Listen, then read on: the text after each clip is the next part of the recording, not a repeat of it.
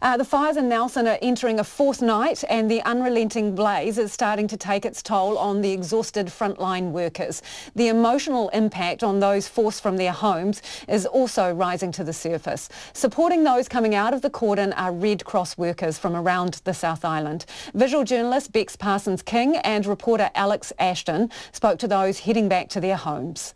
As you move closer to the blaze, you're struck with the smoke, a stinging in the eyes and drying out of the throat.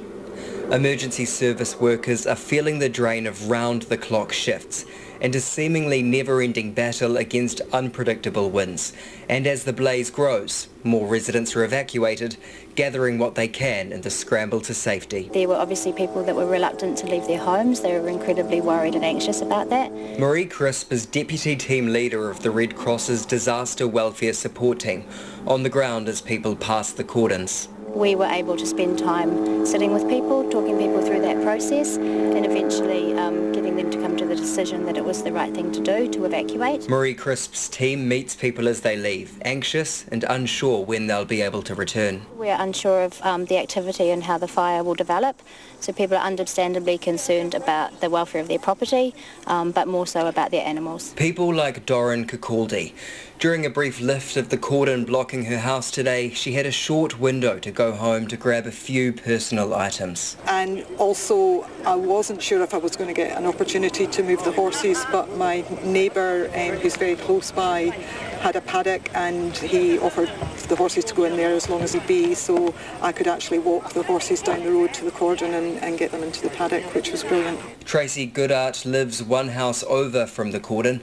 She's one of the lucky ones. They were allowed to stay, at least for now. Yeah, we're still on alert, just in case the wind does change. We're ready to go, but no, we're pretty lucky that we haven't had to go. She says amongst the uncertainty and stress, seeing the Red Cross on the ground helps. It makes you feel just, I don't know, just safer, and that you've got that support there.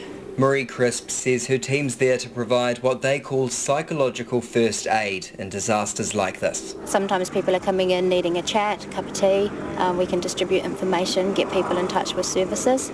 Obviously people are anxious and worried about their homes, their livestock, so we're there to assist people wherever needed. When the hot spots dampen down, the fire crews leave and people are left to get on with it.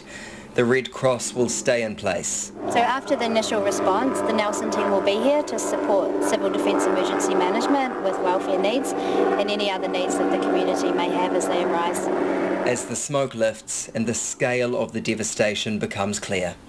In Nelson for Checkpoint, Alex Ashton.